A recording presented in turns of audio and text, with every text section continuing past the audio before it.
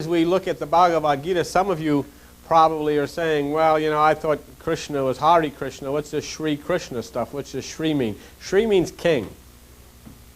Okay, this is the same as Christ the King. It is the kingship of the Lord, the kingship of God. It is the kingdom of God. That's what Shri means. Shri Krishna means Christ the King. Actually, Krishna and Christ are the same word. It all comes out of the same root. Hare Krishna means Christ the Son. Shri Krishna means Christ the King. If you think it resembles what you're into, it does. It comes to the same place. So you've had your looks at your prelude, and we realize now that this war that you're reading about that is being set to begin between the sons of Pandu and the sons of the blind king is an encounter that occurs within your mind. All of these things are simply aspects of your mind. What goes on inside of your mind is outlined here in story form. And where we pick up the two armies, which is your left carnal side and your right divine side, are lined up ready to do battle with one another. Would you give one to Elise, too, if she has it? Okay. Okay, she has one, okay. I guess Mark needs one now. Maybe, Mark, if you could keep him back there in case anybody comes in. So both armies are ready to roll, and this actually is a description of what goes on inside of you when there's confusion. You're getting a pull from the left side of the intellect and the carnal side, and you're getting a pull from the right side, which is the divine side. Now, the one who's speaking here is Sanjaya, which is excuse me, a lower instinct, but an instinct for good. Practically, the entire Bhagavad Gita is of Sanjaya, which is this instinct for good, relating what's going on between Krishna and Arjuna, our divine personality. And he says here in 8.1, Sanjaya, now that, remember, don't look at that as a person, look at it as part of you. That part of you, having listened to the request of Arjuna, Lord Sri Krishna drew up his bright chariot exactly in the midst between the two armies. Okay?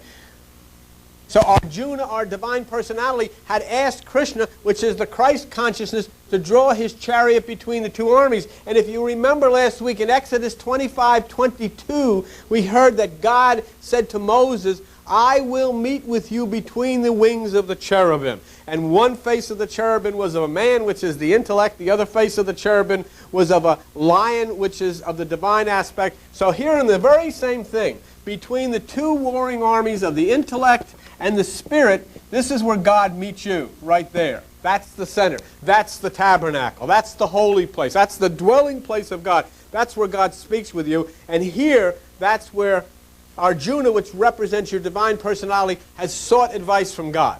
What am I going to do? See, this is you. What this is actually about is you in a situation where you are feeling a tug to leave everything that you've always accepted as holy, and yet you are concerned about this, and your family is concerned, your friends are concerned, the entire makeup of your life is being split apart, and you're entering into things which people think are kooky or strange or cultish or whatever. You don't know what to do, and that's exactly what's being encountered here.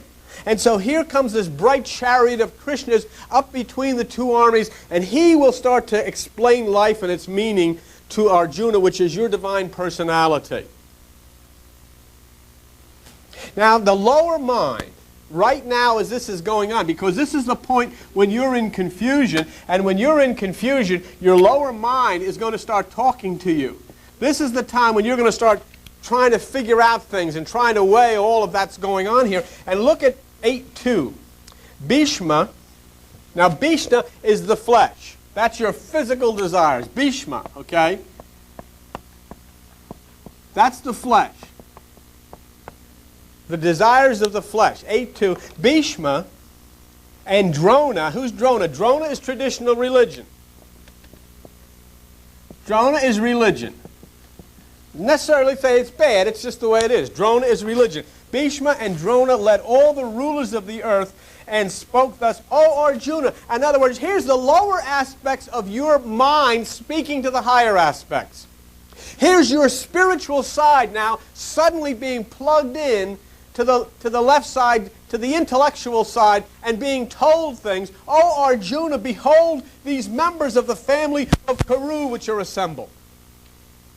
Behold these members of the family of Kuru. The Kurus are desires from the lower instinct. You know what's being assembled? Do you know what you're being asked to fight against? Your dreams. Your hopes. Your desires. Everything that you said about that you thought was important, that you've got to live for. Look, they're all lined up here. And somebody up, some screwball up here is asking you, abandon all of this. Abandon all of this. And yet, you're now torn because why should you give up why should you give up the desires that you have for your children? Why should you give up the desires that you have for your business? Why should you give up the desires you have for your family? What about the things, the plans that you've made for your family? What about the plans you've made for your life? You're supposed to give all of this up? See, that's what's happening here. Druna, religion, Bhishma, the flesh. No, they're saying, you got to make plans. See, you got to plan things out for yourself. And now here all of a sudden, your physical nature and religion is looking at you and saying, wait a minute here, divine aspect of your, look what's all here that you're saying you're going to throw down, you're going to give all of this up. And it tears inside of you. It rips inside of you. Because don't forget these things, your flesh, your religion, the way you've been taught. What about all of your traditions? Look at where you've come from all of these years and all of these things that you were taught, you were baptized, you were born, you were confirmed, you were given all Bible studies. I mean, all of these things were holy and precious to you. And now all of a sudden you're being asked to fight against the very things that raised you. I mean, you're being asked to fight against the flag and motherhood and all of this stuff. Yes, you might have to fight against motherhood because you might find yourself in a battle with your own mother about what's right to do. And so here, your fleshly desires and your religion are saying, you don't want to do this. And right at this point, you're not really sure whether you do want to do this. You're not really sure whether this is right to do. Now let's stop for a minute. What do we have here? Traditional religion, your feelings, suddenly saying, look at everything that has been planned for you. Look at all of the plans. Look at all of the things you could have. Look at life itself, and you're going to turn your back on all of this stuff? Go with me to page 3 in your little Bibles, okay? Let's take a look at the book of Matthew. Page 3 in the New Testament, not in the Old Testament. I should clarify that. Page 3. Let's go to Matthew chapter 4. Matthew chapter 4. With me? Page 3, Matthew chapter 4. What's it say? And the devil takes him up into an exceeding high mountain. You know what that exceeding high mountain is? Ego. Pride. Huh? The flesh. And the devil takes him up into an exceeding high mountain and shows him all the kingdoms of the world and the glory of them. Everything that you have always thought was important. Look, this is it. Look what you can have. Allow your flesh to guide you. Allow your mind to guide you. Allow your hopes to guide you. Allow your desires to guide you. Allow your dreams to guide you. Why, Arjuna? And remember, Arjuna is your divine personality, that part of you that will one day go from being Son of Man into Son of God, and now your flesh and religion. Why fight this battle? Why give up everything? Why turn your back on everything that you have held holy? Why turn? And you know, it's so reminiscent. I mean, after all, we gave for you, we sacrificed for you, all of these things were given to you, you were taught all of this. Now why are you into all of this stuff? You've turned your back on your faith, you've turned your back on your family, you've turned your back on religion and tradition, and here is the desires within you saying to Arjuna, your divine personality, why fight this battle? Now notice something. The flesh and religion Who did they have assembled? Look at in 8:2. Who did they have assembled? All of the rulers of the earth. They had them all assembled for you. Look at it. All the rulers of the earth. All of those things which control your mind are all lined up to do battle against that divine part of you that is going to make a decision. Shall I climb up into the upper room, or shall I stay here with my family? Shall I stay here with my traditional religion? Oh, after all, if I leave and I go into this meditation stuff, I want to bring my kids up in a traditional way so they'll have something, Bible study, and they'll have a traditional thing. This is what I should do. All of these things. Eh? So the rulers of the earth. Go with me to page 463 in the little Bibles and Psalms chapter 2. You're looking at a document, the Bhagavad Gita, which is ages old, 1,000 years before Jesus Christ. Let's go to in the book of Psalms, page 463.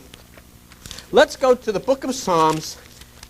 And I want you again to look at verse 8 of the Bhagavad Gita and look at number 2, Bhishma and Drona, religion and the flesh, had led all the rulers of the earth. Let us take a look at Psalm 2, okay? What's it say?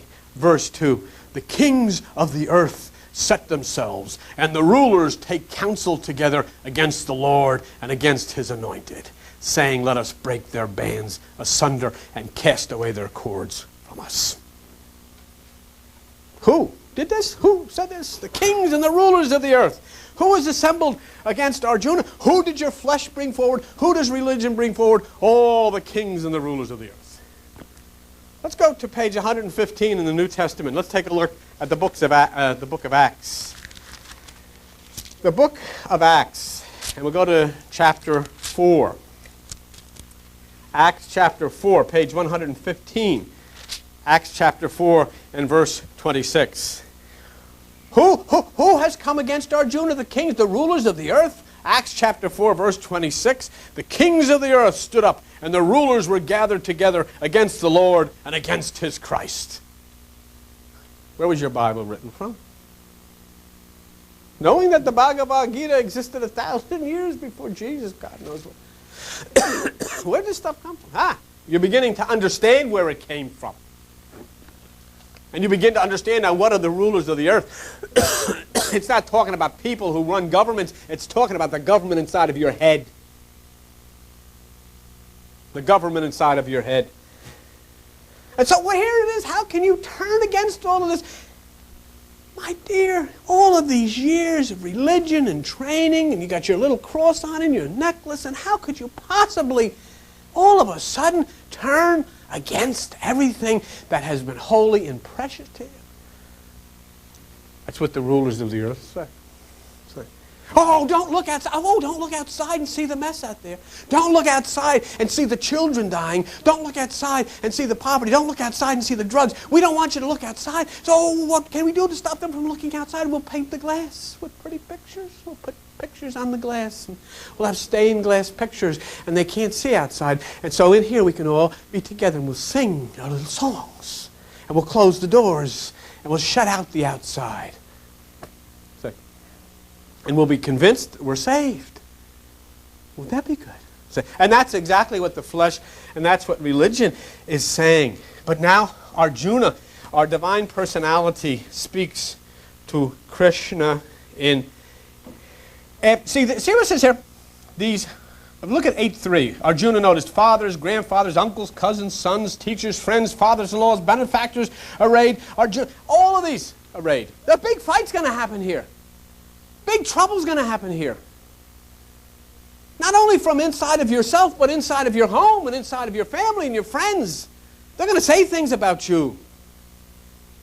And then in 8:5, Arjuna says, his heart melted with pity and said, oh my Lord, when I see all of these, my own people thirsting for battle.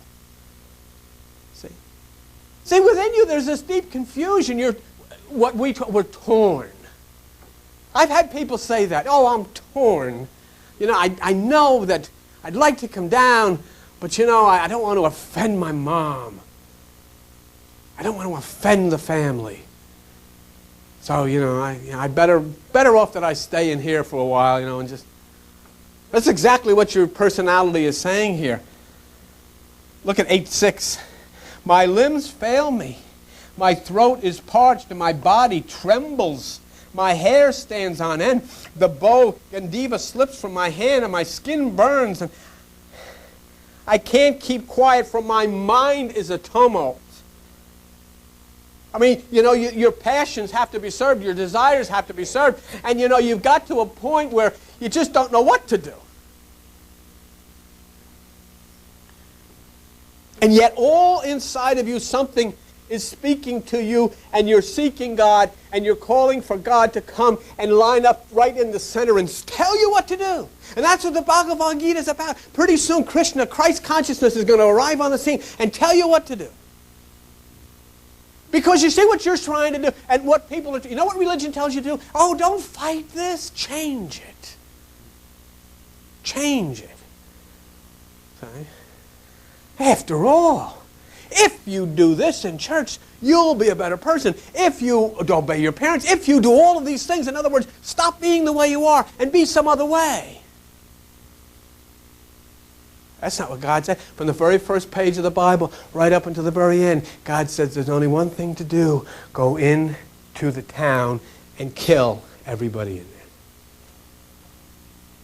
You can't change it. You got to go in, you got to take the city, and you got to kill even the little children, which means those offspring, those new thoughts, those new ideas, if you kill them. Anything that's your idea. In other words, you've got to kill the whole thing, and you've got to make it a wasteland. That city must be abandoned so that you're free then to create that eternal city within yourself. Now here's what, again, we call the temptation in the desert by the devil. Confusion, yet a constant negative mind. Look at Arjuna 8:8. The omens are adverse. What good can come from the slaughter of my people on this battlefield? How often have you asked yourself, if you've come down here, what good can it do to come and sit on the floor and kick my shoes off and say, Om, and listen to all this screwy stuff on the speakers, boing, boing, boom. What good can come of that? I mean, what good is it for me to sit and try to separate, and what the heck am I doing here? Nothing's happening. What's the sense of this? What good can come from this? Why should I even involve myself in anything like this? This is ridiculous. And here I am fighting against myself.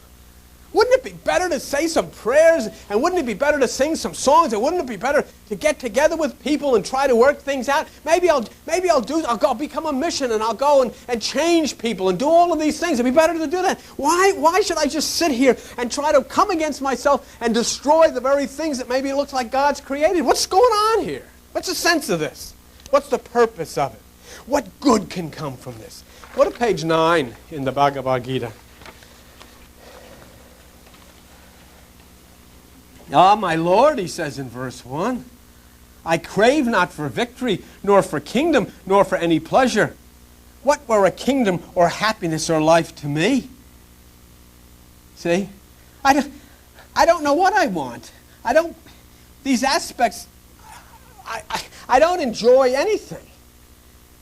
But yet, my very ego, it looks like everything is ready to fight and to come against, to stop me from doing this. So in other words, what I'm saying to you, God, I don't think I want to do this. I really don't think I want to do this, because I'm freaking out with this stuff here. This guy's saying, come down here, sit on the floor and say Om, and all of this stuff, and I got all of this stuff to do, and my mother's ticked off, and this lady told me, and I saw on television, the guy said, stay away from this stuff because this is cult, and I don't know what the heck I'm doing. I don't know what to do. My mind is in an uproar. There's a war going on. Do you see there's a war going on here? And this is a war that goes on inside of you. Take a look at page 148 in the New Testament. Go to the book of Romans. Go to Romans chapter 7. Romans chapter 7. And look at what the Apostle Paul says. In verse 21. I find then a law that when I would do good, evil is present. For I delight in the law of God after the inward man, but I see another law in my members, warring against the law of my mind, and bringing me into captivity to the law of sin, which is in my members. There it is. There's the whole group. There's the grandfathers and the grandmothers and the aunts and the uncles. They're all parts of your personality which have declared war on this movement that you're trying to take and bring a battle to destroy all of that which is the carnal flesh and bring the Christ to reign within you. There's a war going on. And the Apostle Paul says, I delight in it after my inward man, inward, because the kingdom is in you, but there is a war going on in my parts. A war going on in my body, a war going on in my mind, trying to pull me back and trying to stop me from doing this and trying to destroy this spirit out of me.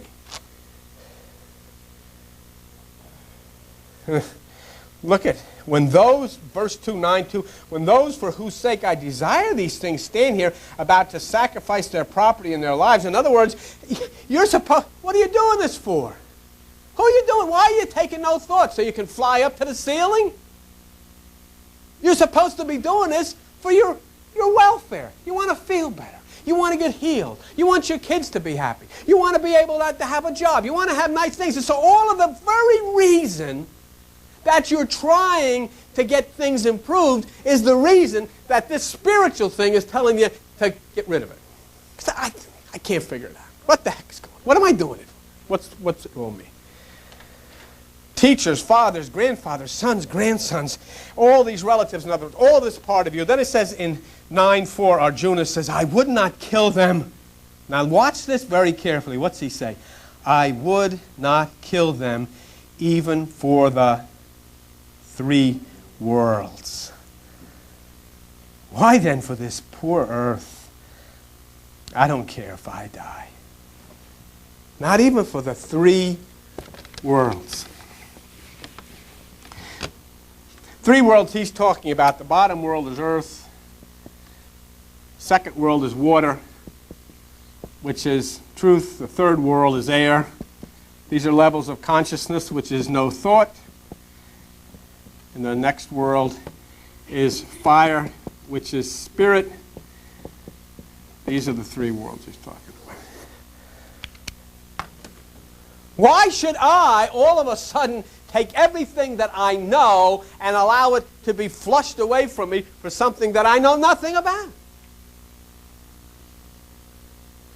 And if I wouldn't do it for this, because I don't know what the heck this is, see, then why are you asking me to sacrifice everything and give up everything just so I can make friends? With who? Who am I going to make friends with? Buddhists? Where are they? Oh, so I'm teaching Buddha. Where's my Buddhist friends? There's not a Buddhist in town. Where the heck am I going to find one? Hare Krishna? I'm going to make friends with the Krishnas. They come once a year on the Parker. So who are my friends going to be? I'm going to lose all of my friends. All of my friends are up there. They don't believe in this. They don't want to get involved in this. And so what are you telling me to do this for? For the 3 worlds. Take a look at, in your Old Testament, page 296, and it's the book of 1 Kings. The book of 1 Kings. We've been through this a million times, but anyhow, this is the construction of the temple. Okay, 1 Kings chapter 6, verse 8. The door for the middle chamber, that's the holy place, was on the right side of the house. That's the right hemisphere of the brain. And they, meaning the stairs, went up with winding stairs, that's kundalini, into the middle chamber, which is the right hemisphere of the brain, and out of the middle into the third. There you go. That's what they call the third heaven. That's air. That's where you rise and meet Jesus in the air. Okay, that's a higher level of consciousness above thought. And you see that? Okay, go with me to the New Testament to page 173, and the little ones, the rest of you, 2 Corinthians. 2 Corinthians chapter 12. 2 Corinthians chapter 12. Verse 2, Paul's talking. I know a man in Christ above 14 years, whether in the body I cannot tell, or whether out of the body I cannot tell. Oh, is this born-again Christian had an out-of-body experience? I thought that was evil. What happened here? I thought that was evil to have what this guy had. Of course, a couple of pages later, you'll find Paul saying, to be absent from the body is to be present with the Lord. I guess the other side just crossed that out. Anyhow, I know a man in Christ about 14 years, whether in the body I cannot tell, or whether out of the body I cannot tell. God knows. Such a one caught up to the third heaven. Exactly. And that's what Arjuna is talking about. That's what your mind is talking about. See, this is not a question of Arjuna, a man talking to another man. This is a question of the confusion in your mind. Your mind is trying to rationalize something that can't be rationalized. Your mind is trying to figure out something that will never be figured out. Has nothing to do with people talking about anything. Let's go to in 9:5. My Lord, what happiness can come from the death of these sons of Dhrashtra? That's the blind king. We shall sin if we kill these desperate men. What happiness if we shut out the very senses that make life enjoyable? I'm telling you to take no thought. I'm telling you to dwell in nothing. How can you be happy in nothing? I mean, what happiness can if you take, don't you have dreams? Don't you have hopes? Don't you have desires? And we're saying, drug them out, drive them out, come to a point. And he said, what happiness can come out of nothing? How many times has somebody said, you said, come down on Tuesday night, you said, what do you do? Nothing. What do you say? Nothing. What do you think? Nothing. So what good is that? What could possibly good? And do you know that's the most important question that other people outside will ask you? What could you possibly get out of nothing? I mean, you've got to think of something. Nothing. Then what happens with nothing? Nothing. If you have a vision, if you have... No, nothing. Nothing. What happiness can come from the death of the sons of the blind king? In other words, what can you get out of killing your desires and your dreams and your thoughts? You see, all of these things are going to be answered for you, and in the Bhagavad Gita, they're going to be answered for you by the God, by the Christ, by the Lord, by Krishna. Look what it says in 9:6. Oh, now your mind is really rationalizing, isn't it? We are worthy of a nobler fate than to slaughter our relatives. For my Lord, how can we be happy if we kill our kinsmen? How can we come against the very things that God has created, your plans for the future and all of your dreams and all of your hopes? How can you kill out the source of your feelings of life? But look what it says next here. Watch it. What does it say about, what is your divine personality saying about the aspects of your carnal mind? Although these men, take men out of there and put thoughts, although these men blinded by greed, see no guilt in destroying their kin or fighting against their friends. They see no guilt in destroying the spirit. Do you know that? Do you know that's why those people come on television and tell you that if you put $1,000 on your MasterCard that you'll get healed? That they honestly are blinded? That they see nothing wrong with that? That they are taking principles literally out of the Bible instead of spiritual values and telling you that if you charge $1,000 on MasterCard, that will go for planting seeds and God will reward them. They are blind as hell, and they absolutely believe this, and on top of it all, the blindness comes from their own greed. And you've seen it in history.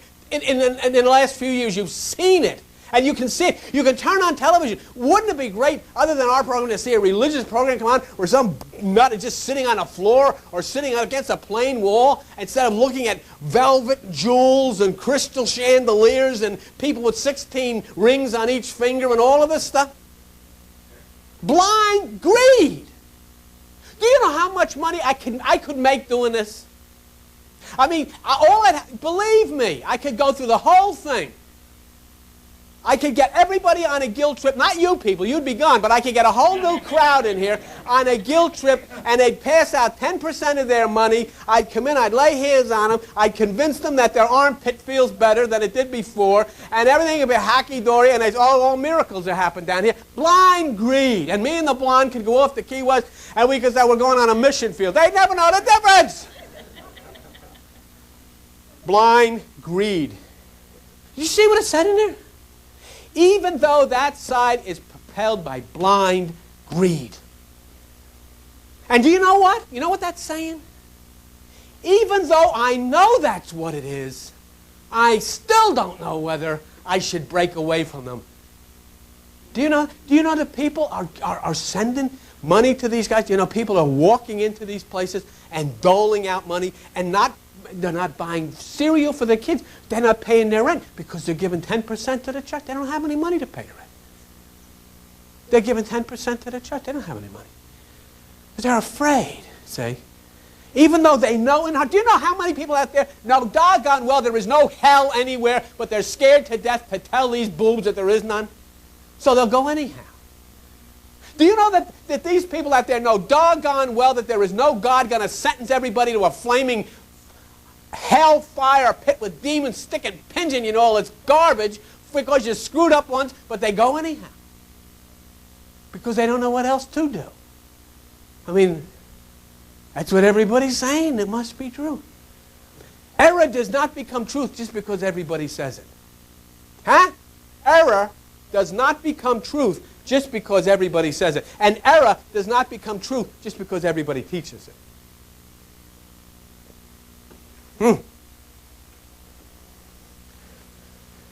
Whoa. Where were we? 7. So let's go to 8. Look what it says here. Should not we, spirit, whose eyes are open, enlightened? See, this is the I'm enlightened, I'm aware. Should not we, whose eyes are open, who consider it to be wrong to annihilate our house, turn away from so great a crime? Your divine personality said, should we not work to change the lower aspect? I can change. You folks know they've been in drug rehabs or alcoholic rehabs. The one thing, the 3 words, that first 3, I can change. I'll never do it again. I don't want any more of it. I'll have no part of it. I'm a new person. I had a father who was, he was a head interior decorator for Macy's and Bamberger's. He designed the first Thanksgiving Day parade floats for Macy's department. Brilliant interior decorator. Brilliant. Well, he used to design windows in Macy's, and at Christmas time, they would jam the sidewalks in New York waiting for them to pull the curtains open on these windows back in the 30s and 40s to see these magnificent windows. And all were animated, and things would move, and all of this stuff. And he got into drinking, and he was a terrible alcoholic. That's the reason I don't drink. I used to do pretty good. But our whole family is hit with that. Everybody in our family. I've had somebody else in my family we had a cart off to a hospital. Thank God, stopped it. Have another. All of our families like that. And Joan saw that in me too. Man, I toured him, boy, and that was it. And I was really nuts. So we stopped. But my father, I've told you the story. He hung himself, and I walked in on it when I was 14 years old. Opened the door, there was a guy hanging in the doorway. That was him. Come home from school, find your father hanging in the doorway. But do you know how many times in our family we were sure that he was never going to do it again? That he was going to change? Boy, I mean, we had battles. I mean, when we had, in our house, it was like in Tombstone or Dodge City. I mean, people get knocked over, chairs, tables would come flying down, knives would go flying. And then we'd call the Newark police would come, and big burly cops would come through the door. They say, where is he? We're all, hanging out. And they say, where is he? And here he'd come down the stairs. Slacks, shirt on. What's wrong, officer? Were they making too much noise? I don't know. I said, now cops, he's okay. But try to work this out, Everything will be all right. Okay, Mr. Donahue, off he goes.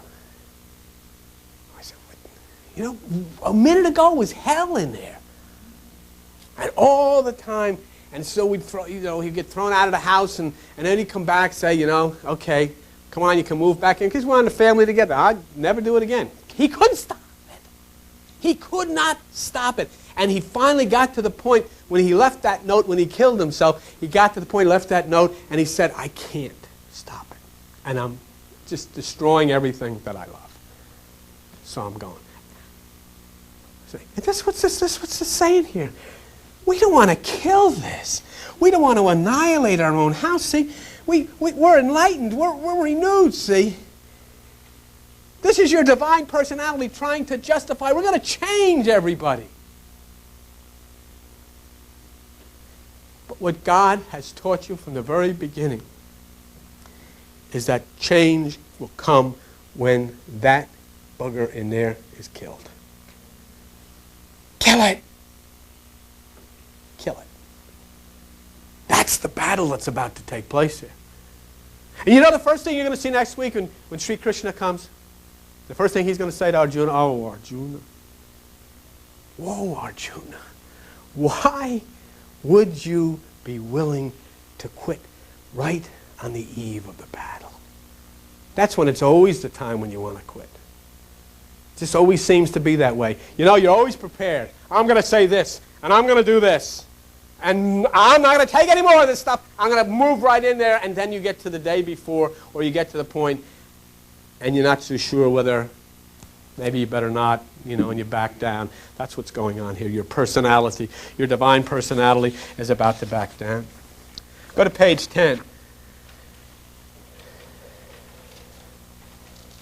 10:1.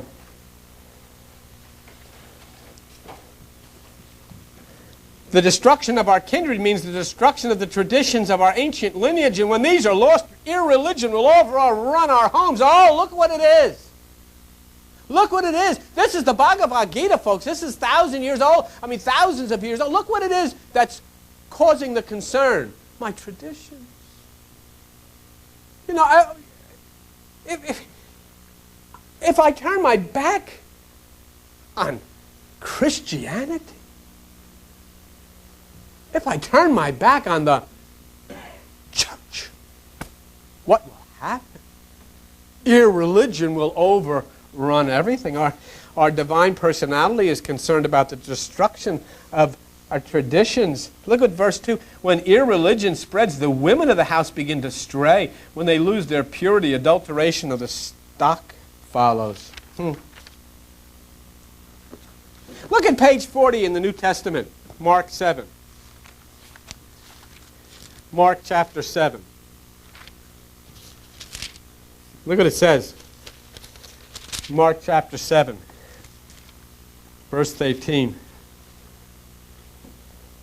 Making the word of God of no effect through your tradition. Making the word of God of no effect by your tradition. Look what it says, without religion, the women of the house begin to stray. You know what that means? The spirit, the human spirit. And this was like, well, how are you going to possibly be right if you're not guided by the church? How are you possibly going to be right if you don't have religion, if you don't have a tradition to guide you? What's going to happen? What's going to happen to your spirit? That's what it means, the women. The human spirit, see? They lose their purity. Don't you see what it means? Spiritually. Oh, you're going to be all cluttered up. You're going to have evil thoughts come into your head. Oh, watch out doing this stuff because you'll open your mind to the devil. You've got to be very careful, they say. You're going to open your mind to the devil. 10:2. When irreligion spreads, the women of the house begin to stray. They lose their purity. We did that one. Adulteration of the stock follows. The offspring are dirtied. What does that mean? My son was okay as long as he was going to church. When he stopped going to church, he got in with a bad crowd. He's all screwed up. Why? Why didn't he go? Why did he stop going to church? Why didn't he stay in church? What was it that he said, I can't sit here, I'm not getting anything, I don't understand anything, what the heck, this isn't real to me, I got to get out of here, I got to find out something that's real, I got to go somewhere, I got to do something.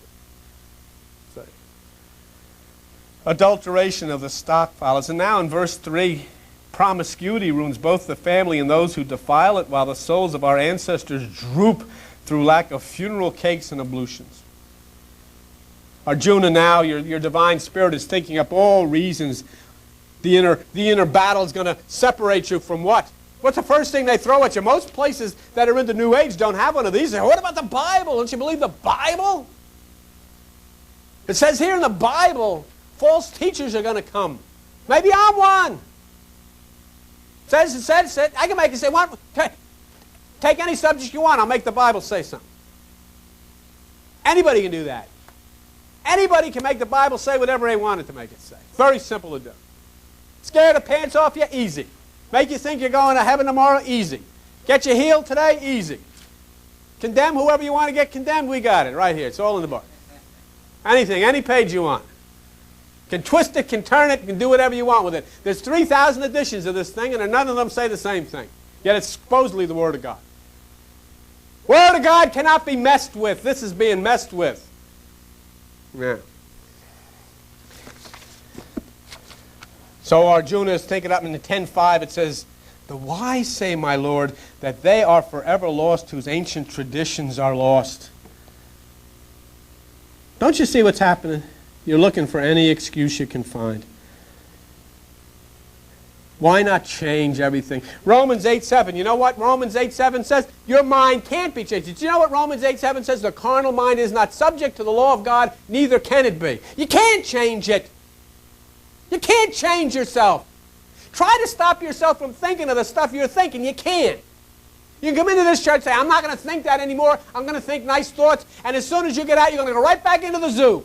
There's nothing you can do about it. Nothing you can do about it. You can listen to Kataro, you can listen to a preacher, you can turn on Christian television, and even while you're watching the preacher, you're going to start thinking that stuff. And you're going to say, oh my God, I wonder if anybody else thinks this stuff. I'm the only one that thinks this stuff. What do they say? Nobody will ever say anything to you. Do they ever say to you, you know, your mind just does that? No, nobody ever says that. Oh, it's just you got to stop, you got to change, you got to mend your ways. Can't mend your ways, can't do anything about it. It's got to be killed out.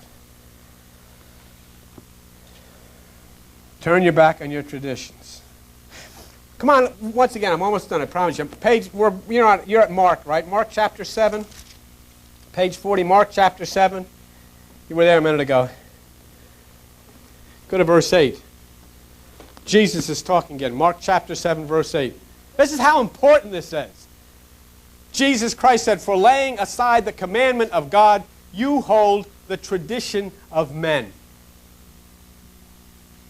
You hold the tradition of men. That's the concern that all have to deal with, and that's why many people are prevented from coming, because they're so concerned of violating the traditions. My daddy and my granddaddy and my grandmommy and my great-grandmommy, they were all screwed up, and I got to be screwed up just like they were screwed up. What's going to happen to the family if we're not all screwed up together? And I got little kids and they got to be screwed up. I mean, after all, they've got to be able to have a psychiatrist just like I have. We've got to get this all done. I'm on drugs, they got to be on drugs, everybody's got to be this way. Jeez. But remember something as we close out. This is a deliberate act of the flesh. A deliberate act on the part of your lower mind to get you not to fight. You know, it's very easy. You could be home watching TV, watching a ball game, watching somebody. You could be doing something else. Very easy.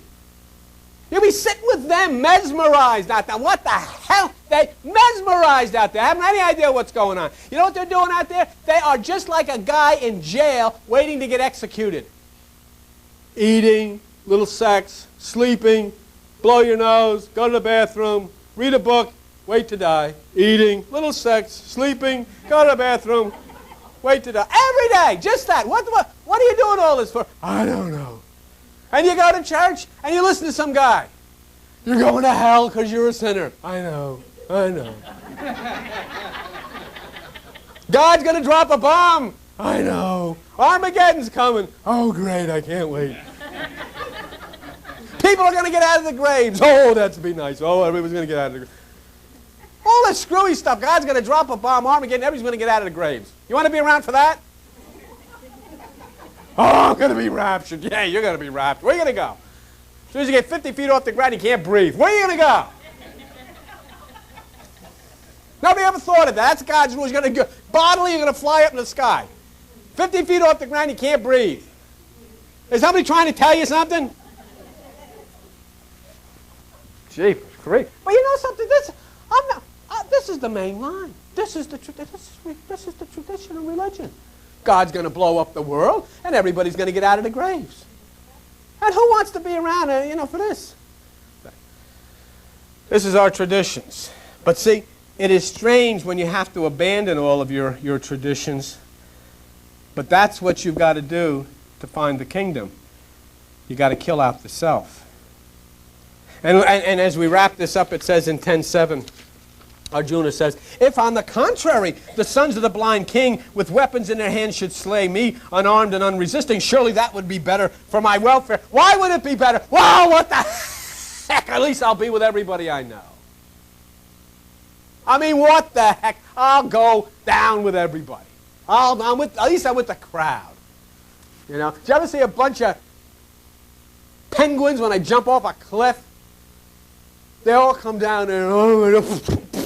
Thousands of them jump off the cliff. But there's always one penguin. This is me.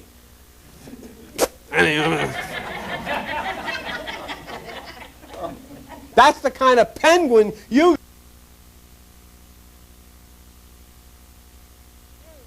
I'm going the other way. I'm not going to jump in that ocean with you. And then verse 8 says that having spoken thus in the midst of the armies, Arjuna sank on the seat of the chariot, casting away his bow and arrow, heartbroken with grief. So here we had the struggle. Did you see? Everything inside of your head struggling back and forth to try to justify what the heck is this all about? You're going to sit down with a bunch of meditators. I've had people walk out of here because they don't sit with a bunch of meditators. I don't want to sit with a bunch of meditators. I want to sit with people. Don't you want to be with people? Aren't you sick of being with born-again people or unborn-again people or meditators or New Age people? You want to be with people. Human beings, all screwed up together, not pretending they're anything, totally screwed up, sit here and all them out. That's what it's about. That's where Jesus was. Jesus is not with the meditators. He's not with the born. He's with the people. That's why he was always in a bar. Did you see them? The high priest looking through the window at the local, Jerusalem go-go. There he is. Who's that? That's Jesus. This is the only begotten Son of God. He should be in church. What is he doing in Jerusalem go-go? What? What is this world coming to? The Son of God. Little VO and 7, what?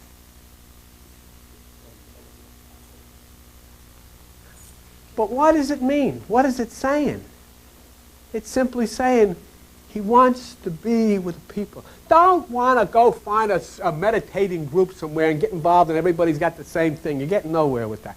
Come where the broken, hurt people are. Sit right in the middle with the poor people and the broken people and everybody go up to heaven together inside of yourself and see things change. Nobody's different color there. Nobody's hotsy-totsy there. Nobody's down and out. Everybody is nothing. You don't have any names. Isn't that great if nobody had any names? Don't look like nothing. Don't sound like nothing. Nothing to fight about because there's nothing. I got plenty of nothing. That's right. See? But this is one interesting thing is next week when Krishna comes and speaks for the first time and then he takes over from the rest on, he starts explaining to you why. And then next week and he says, when you are summoned to the battlefield and you're ready to fight, don't quit. Don't fight, right? When you're ready, don't let anybody talk you into putting you. Go to it. Because you're fighting against the things that are going to kill you and hurt you. What are you fighting against? What are you fighting against? You're fighting against the things that could one day put your children in a bondage to drugs. You're fighting against the very things that could one day cause you to have cancer. You're fighting against the very things that could one day put you in a hospital, in an insane asylum. You're fighting against the very things that could put somebody in your family in jail. You're fighting against the very things that cause bombs to fall. You're fighting against the very things that cause people to torture animals. You're fighting against the very things that cause people to pollute and hurt nature. You're fighting against the very things that cause little black babies in Africa to have flies on their face and not have any food and starve to death while they're all singing Amazing Grace and celebrating Thanksgiving in these places. That's what you're fighting against. And Krishna says, fight on. Fight on. You're fighting against fear. You're fighting against guilt. You're fighting against the anger that is the part of the sons of the blind king. And you must join with Arjuna and the sons of the Pandu. Go to the battlefield, which is your mind. Call on Krishna. Call on Christ to come and lift you chariot-wise with a flaming chariot up into the heavens. Put on that armor and fight the battle within yourself. Put down all of those evil thoughts that have made this world a religious cesspool. Thank you.